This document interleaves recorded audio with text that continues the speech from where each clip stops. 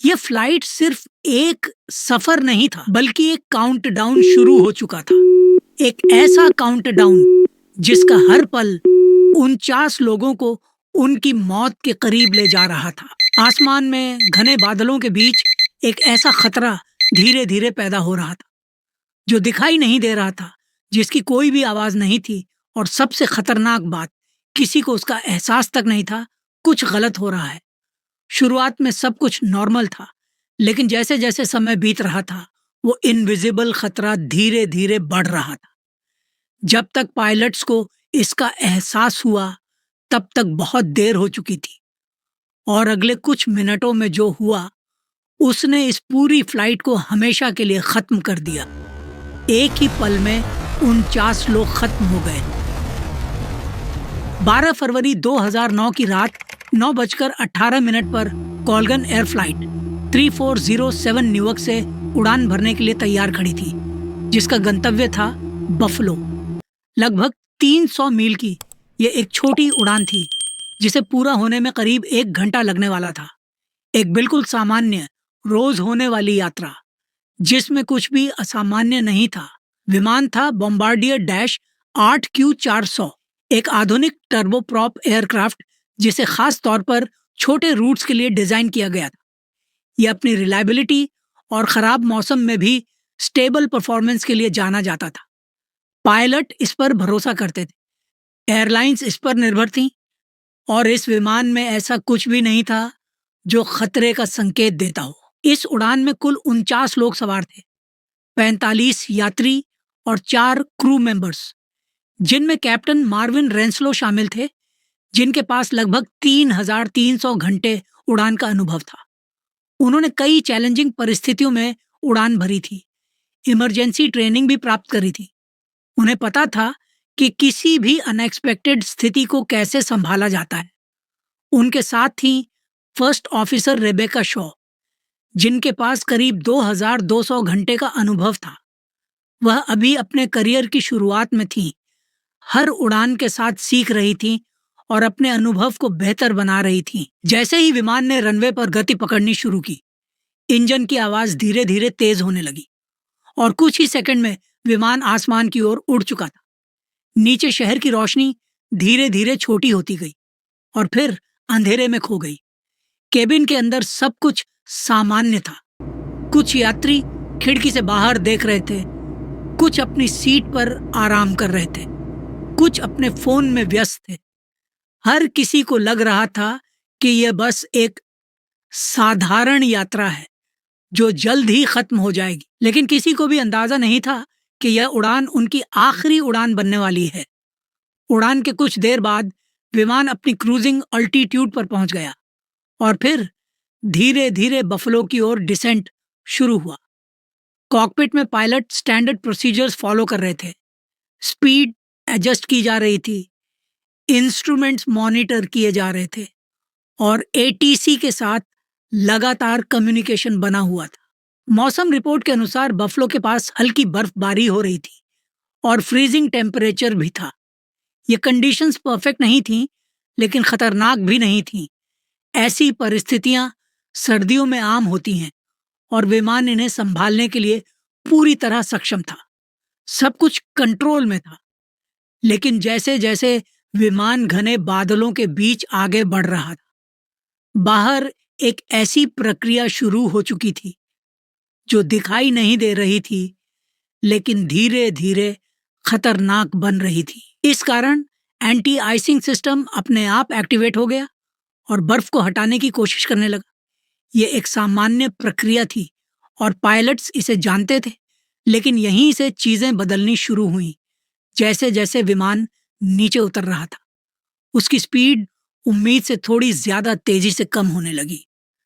शुरुआत में यह बहुत सटल था, इतना कि तुरंत खतरा महसूस नहीं हुआ, लेकिन यह बदलाव नॉर्मल नहीं था। कॉकपिट में पायलट्स अपने इंस्ट्रूमेंट्स पर ध्यान दे रहे थे।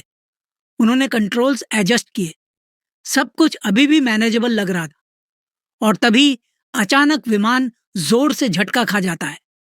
एक वायलेंट शेकिंग पूरे एयरक्राफ्ट में फैल जाता है। कॉकपिट के अंदर एक तेज और खतरनाक वार्निंग सिस्टम एक्टिवेट हो जाता है, स्टिक शेकर। यह सिर्फ एक वार्निंग नहीं थी, ये एक संकेत था कि विमान अपनी लिफ्ट खो रहा है और स्टॉल के बेहद करीब पहुंच चुका है, और अब अगले कुछ सेकंड में लिया गया हर फैसला तय करने वाला था कि यह उड़ान सेफली लैंड करेगी या इतिहास बन जाएगी। अचानक एक्टिवेट हुए स्टिक शेकर ने कॉकपिट का माहौल पूरी तरह बदल दिया। यह कोई साधारण वार्निंग नहीं थी, यह एक क्लियर संकेत था कि विमान डेंजरसली लो स्पीड पर पहुंच चुका है, और अगर तुरंत सही एक्शन नहीं लिया गया तो स्टॉल होना तय था। उस पल हर सेकंड कीमती था और हर डिसीजन जीवन और मौत के बीच का फर्क बन सकता था।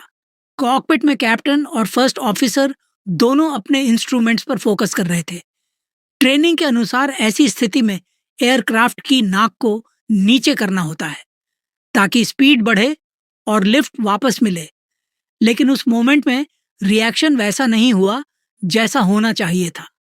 कैप्टन ने इंस्टेंटली कंट्रोल को पीछे की ओर खींचा, विमान की नाक ऊपर उठ गई और यहीं से स्थिति और ज्यादा खतरनाक हो गई। स्पीड और तेजी से गिरने लगी, विंग्स पर एयरफ्लो और कमजोर हो गया, और स्टॉल की कंडीशन अब और भी गहरी हो गई। उसी समय ऑटो पायलट सिस्टम अपने आप डिस्कनेक्ट हो गया। अब एयरक्राफ्ट पूरी तरह मैनुअल कंट्रोल में था और कॉकपिट में वार्निंग अलार्म्स की आवाज लगातार तेज होती जा रही थी। फर्स्ट ऑफिसर ने सिचुएशन को समझने की कोशिश की, लेकिन एयरक्राफ्ट का बिहेवियर अब अनप्रिडिक्टेबल हो चुका था। कंट्रोल्स का रिस्पॉन्स स्टेबल नहीं था, हर छोटा इनपुट भी एयरक्राफ्ट को और अनस्टेबल बना रहा था। और तभी एक और सिस्टम एक्टिवेट हो जाता है, स्टिक पुशर। ये सिस्टम सिर्फ वार्निंग नहीं देता, ये खुद एक्शन लेता है। ये एयरक्राफ्ट की नाक को जबरदस्ती नीचे धकेलता है ताकि स्टॉल से बचा जा सके। ये एक लास्ट लाइन ऑफ डिफेंस होता है जो पायलट्स की गलती को भी करेक्ट करने की कोशिश करता है। लेकिन उस क्रिटिकल मोमेंट में सब कुछ गलत हो गया। कैप्टन ने इस सिस्टम को ओवरराइड करने की कोशिश की। उन्होंने फिर से कंट्रोल को पीछे खींचा, जैसे वह एयरक्राफ्ट को ऊपर उठाकर सिचुएशन को संभालना चाहते हों। लेकिन यही डिसीजन सबसे बड़ी गलती बन गई। एयरक्राफ्ट अब पूरी तरह स्टॉल में जा चुका था। विमान अचानक से लेफ्ट और राइट में अनकंट्रोलेबली रोल करने लगा। विंग्स लिफ्ट जनरेट नहीं कर पा रहे थे और एल्टीट्यूड तेजी से गिरने लगा। कुछ ही सेकंड में सैकड़ों फीट की गिरावट आने लगी। अलार्म्स एक के बाद एक बज रहे थे। हर आवाज अर्जेंसी और डेंजर को और बढ़ा रही थी, और इस बीच पायलट्स के पास सिचुएशन को समझने और सही डिसीजन लेने के लिए बहुत कम समय बचा था। एटीसी ने पायलट्स को कांटेक्ट करने की कोशिश की, लेकिन कॉकपिट से कोई क्लियर रिस्पॉन्स नहीं आया। रडार पर एयरक्राफ्ट का पाथ अचानक बदल गया। अब वह स्टेबल नहीं था, बल्कि इरेटिक और अनकंट्रोल्ड हो चुका था। यह साफ था कि कुछ बहुत गंभीर हो रहा है। केबिन के अंदर भी अब पैनिक फैलने लगा था। पैसेंजर्स ने एयरक्राफ्ट के वायलेंट मूवमेंट्स को महसूस करना शुरू कर दिया था। कुछ लोग अपनी सीट्स को कसकर पकड़ रहे थे, कुछ घबराकर इधर उधर देखने लगे, और कुछ को अब समझ आ रहा था कि यह एक सामान्य टर्बुलेंस नहीं है। कॉकपिट में स्थिति अब कंट्रोल से बाहर जा चुकी थी। एयरक्राफ्ट लगातार हिल रहा था, एल्टीट्यूड तेजी से गिर रहा था, और रिकवरी का मार्जिन हर सेकंड के साथ खत्म होता जा रहा था। जो एक सिंपल लैंडिंग होनी चाहिए थी, अब एक फुल इमरजेंसी में बदल चुकी थी। और अब विमान खतरनाक तरीके से उस सीमा के करीब पहुंच चुका था जहां से वापसी लगभग नामुमकिन होती है। अब स्थिति पूरी तरह क्रिटिकल हो चुकी थी। विमान तेजी से एल्टीट्यूड खो रहा था।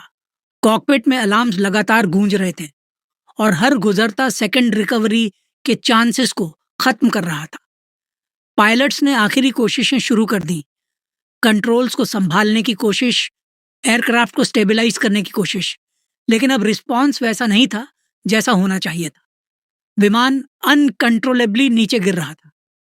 फर्स्ट ऑफिसर ने घबराहट भरी आवाज में इंस्ट्रूमेंट्स को देखा, लेकिन डेटा अब मदद करने के बजाय कंफ्यूजन बढ़ा रहा था। स्पीड डेंजरसली लो थी, एंगल गलत था, और एयरक्राफ्ट स्टॉल की कंडीशन से बाहर नहीं आ पा रहा था, कैप्टन ने कंट्रोल को संभालने की कोशिश जारी रखी।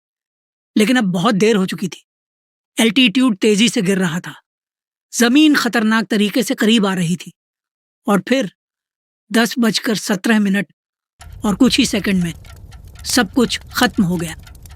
विमान क्लैरेंस सेंटर के एक घर से टकरा गया। इम्पैक्ट इतना जबरदस्त था कि तुरंत एक विशाल आग का गोला उठा। रात का अंधेरा एक पल के लिए रोशनी से भर गया और कुछ ही सेकंड में सब कुछ खामोश हो गया। इस हादसे में विमान में सवार सभी 49 लोगों की जान चली गई और जमीन पर मौजूद एक व्यक्ति भी इस दुर्घटना का शिकार बना। कुछ ही घंटों में इमरजेंसी टीम्स मौके पर पहुंच गईं। चारों तरफ मलबा, धुआं और सन्नाटा था।